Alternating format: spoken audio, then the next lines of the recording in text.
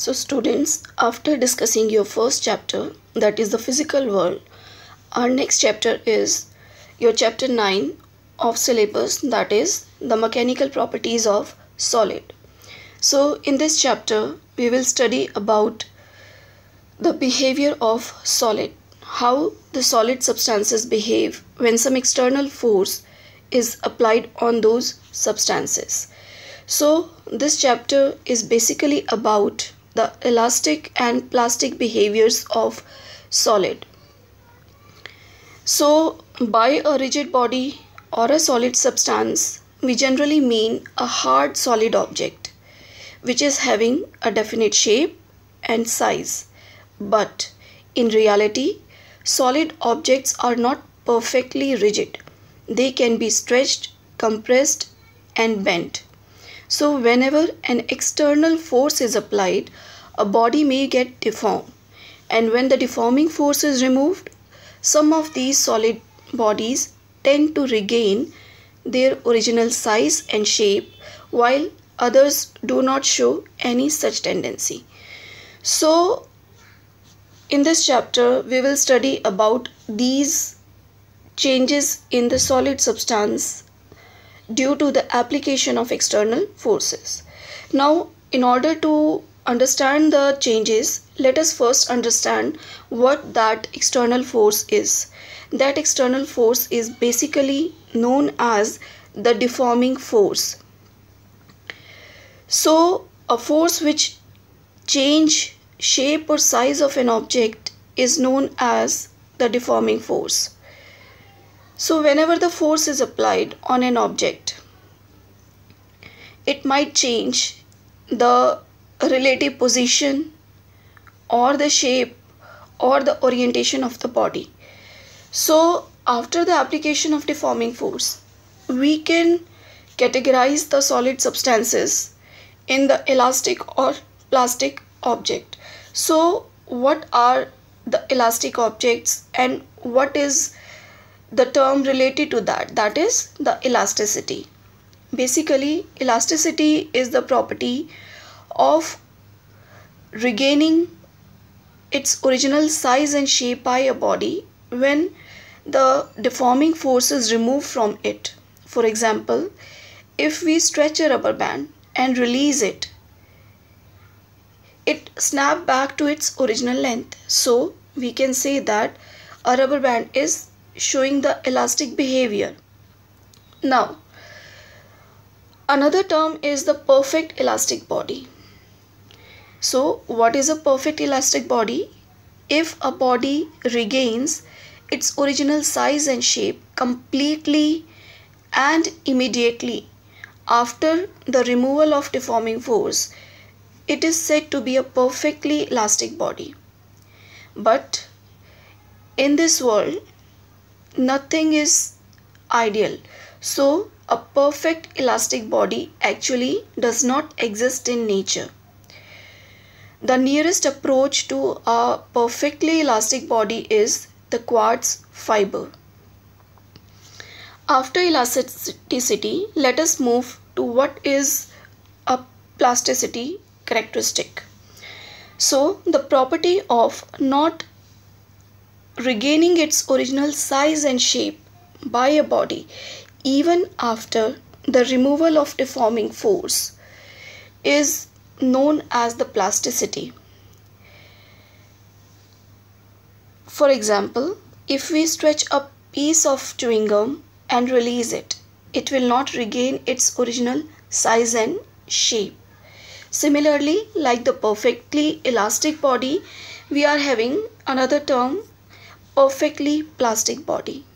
So, if a body does not show any tendency to regain its original size and shape even after the removal of deforming force, is known as perfectly plastic body. But again students, there is no such object exist in nature which is perfectly plastic.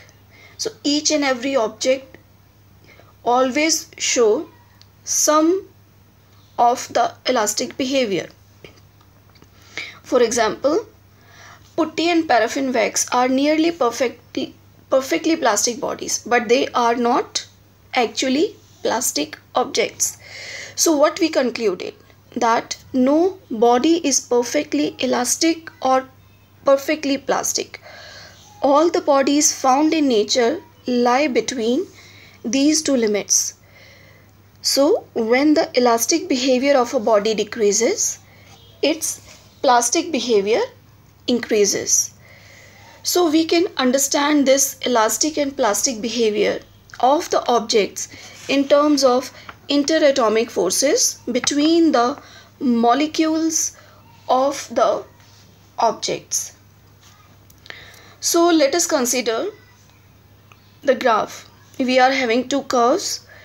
In one case we are having this, in this graph, this R represents the interatomic spaces between the molecules and U represents the potential energy exerted by the molecules. And in the second figure, again this R represents the interatomic spacing between the molecules and F represents the force of interaction between the molecules. Now let us first consider the first figure. In this case, what we can observe, that when the interatomic spacing is large, that is R is large, the potential energy of atom is negative and interatomic forces is attractive in nature, as you can see from graph 2. Now at some particular separation R0, the potential energy becomes minimum and the interatomic force becomes 0. So this separation R0 is called the normal or equilibrium separation. Now if we further reduce the separation below R0, the potential energy increases rapidly and the interatomic forces becomes repulsive in nature. So the atom occupy the position R0 of minimum potential energy, called the positions of stable equilibrium. So when a tensile or compressive force is applied on a body, its atoms are pulled apart or pushed closer to a distance R greater than or smaller than R0. And when the force is removed, the interatomic forces of attraction or repulsion restores the atom to their equilibrium position. Hence, the body regains its original size and shape. The stronger the interatomic forces, the smaller will be the displacement of atom from equilibrium positions, and hence greater is its elasticity. Now, after discussing the interatomic spacing, let us move or consider a spring ball model to understand the concept of the elastic behavior of solid substance. So here in this figure you can see that balls are connected to each other three-dimensionally with the help of springs. Now as you know that springs can be stretched or compressed, or we can say that they exhibit the elastic behavior. So normally the balls occupy the positions of minimum potential energy or zero interatomic force. But when any ball is displaced from its equilibrium position, the various springs connected to it exert a resultant force on this ball, and this ball tends to bring the balls to its equilibrium position. So hence this model explains the elastic behavior of solid in terms of microscopic nature of solid. That is, each and every solid is made up of the microscopic elements, that is the atoms, the molecules, and further we can say that electrons, protons, etc.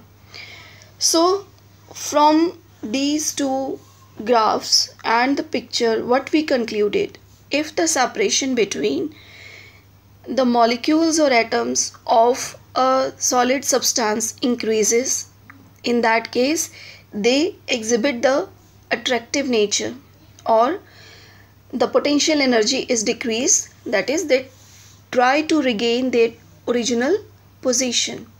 And when the interatomic spacing is decreased, in that case they shows the repulsive behavior and the potential energy between them increases. Now after discussing the elastic behavior, let us discuss the terms related to the force applied. So whenever the force is applied, we can say that the object experiences some stress. So what is this stress? The external restoring force set up per unit area of cross section of the deformed body is called stress. So stress is basically the applied force divided by the area on which the force is applied. So if F is the force applied and A is the area of that surface, in that case stress is equals to F upon A. The SI unit of stress is Newton per meter square, as the unit of force is Newton and that of area is meter square. The CGS unit is dyne per centimeter square. You know that the CGS unit for the force is dyne, and you had studied the conversion of dyne and Newton in your 9th class as well. And the dimensional formula is M L minus 1 T minus 2.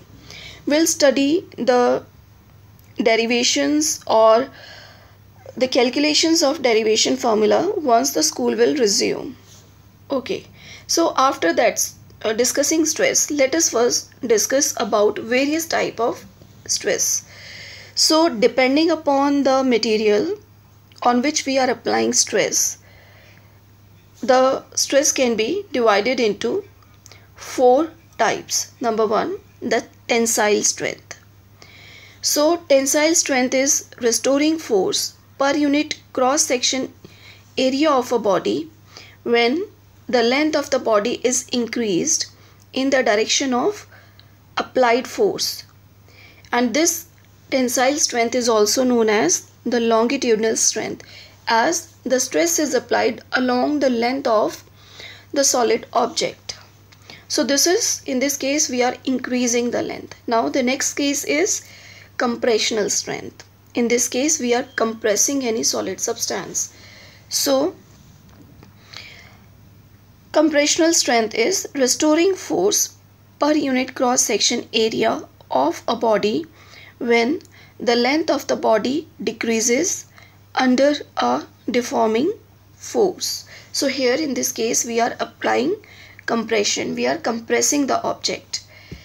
And the next one is hydrostatic stress, and you had studied this hydrostatic stress in your previous classes as well. The hydrostatic means, as the name suggests, hydro means liquid and static stress means the stress applied by the liquid on any container in which the liquid is being poured. So if a body is subjected to a uniform force from all the direction, then that kind of stress is known as hydrostatic stress. Now you know that whenever we are having any liquid substance in a container, that liquid try to exert force on the container from all the sides. So in this case that force applied is uniform in nature. Next one is tangential or shearing stress. So when the deforming force acts tangentially to the surface of a body, it produces a change in the shape of the body. So the tangential force applied per unit area on a solid substance is known as the tangential or shearing stress. Now after discussing stress, whenever the stress is applied on anything, that object takes some strain on it. So our next topic is strain. What is strain? Strain is basically defined as the ratio of change in any dimension produced in the body to the original dimension. This is basically the ratio of two dimensions. One is the change and the other one is the original. So the formula for strain is change in dimension divided by the original dimension. And being the ratio, this strain is not having any SI unit because this is the ratio of two similar quantities. And as it is not having any unit, the dimensions of the strain are also zero. That is, strain is a dimensionless quantity. Now there are again three types of strain exist in nature. That is, number one, the longitudinal strain. So this longitudinal strain is defined as the increase in length per unit original length when the body is deformed by external forces, and the formula is change in length upon original length and is equals to delta L upon L, where del represents the change from its original composition. Next is the volumetric strain, and the volumetric strain is defined as the change in volume per unit original volume when the body is deformed by external forces. And the formula for volumetric strain is change in volume divided by the original volume. And again this is equals to delta V upon V, where delta V is change in volume from the original. And the third type of strain is shear strain.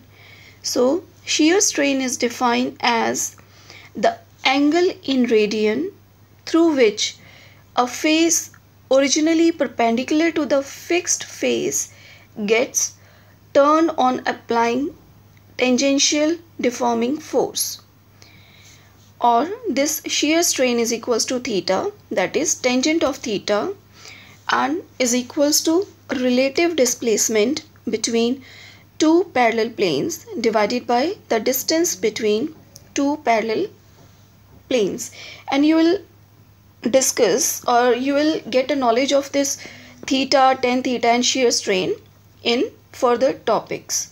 Now after discussing the elastic behavior, the stress applied and the strain applied, let us discuss the limit up to which an object can show the elastic behavior. So that is known as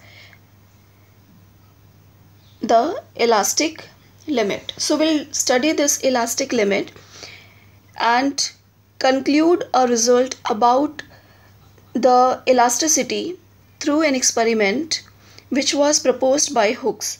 Hence, the law is known as Hooke's law, and we concluded a term from this Hooke's law and experiment that is known as the modulus of elasticity.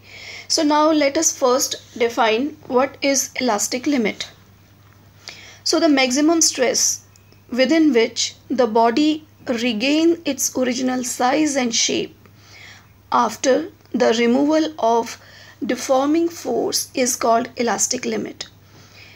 If the deforming force exceeds this elastic limit, the body acquires a permanent set or deformation and is said to be overstrained, means it is crossing the limit of the strain which it can bear. So in order to discuss the Hooke's law, let us first define what is Hooke's law. According to Hooke's law, within the elastic limit, the stress is directly proportional to strain, or the extension produced in a wire is directly proportional to the load applied.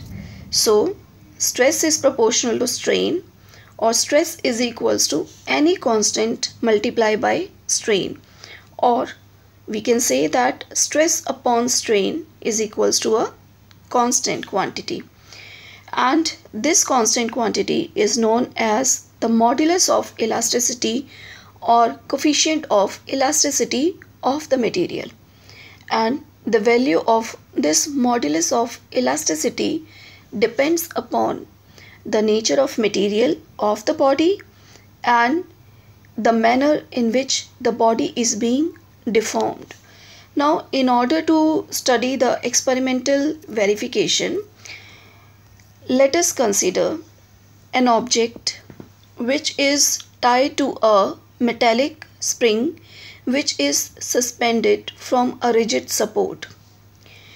So in the lower pan we are having some weight, and that pan is attached to this metallic spring and through a rigid support.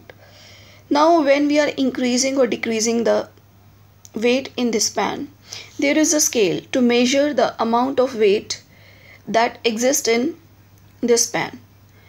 So when there is no weight in this pan, in that case it will show zero observation or zero reading on that scale. Whenever we are increasing, suppose we are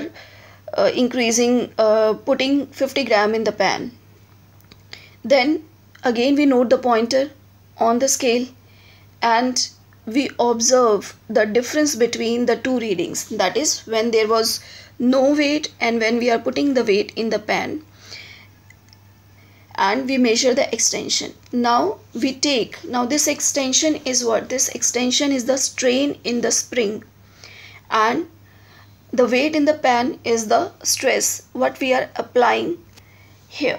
So we take the observations for different weight in this pan and take the observations on the scale as well. So what we conclude after the observations, that with increase in load there is increase in extension of the spring, and when we plot this we are observing that extension in the spring is proportional to the load applied. For example, if 10 gram increases the extension to 2 centimeter, then 20 gram, for 20 gram the observation will be 4 centimeter, for 30 it will be 6. So what we conclude, that the extension is directly proportional to the load applied, and hence by taking the ratio of this load and extension we can easily find out the Young's modulus or modulus of elasticity for this particular spring material. So this Hooke's law is one of the earliest quantitative relationships in science, and this Hooke's law is valid only in the linear portion of the stress strain curve, and this law is not valid for large values of strain. In that case the spring shows abrupt behavior. It means the extension will remain no longer proportional to the load applied.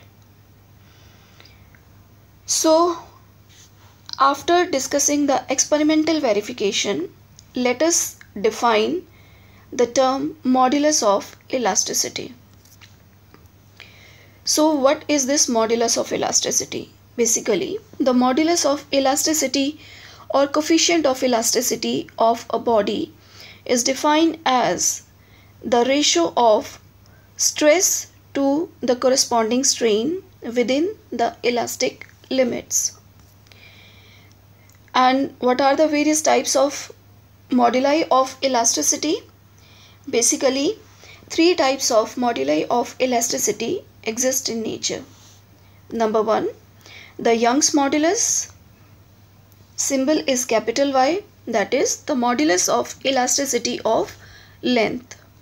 Second one is the bulk modulus. Symbol is kappa, and this is the modulus of elasticity of volumes. Third one is the modulus of rigidity or shear modulus, and the symbol is eta, and this is the modulus of elasticity of shapes.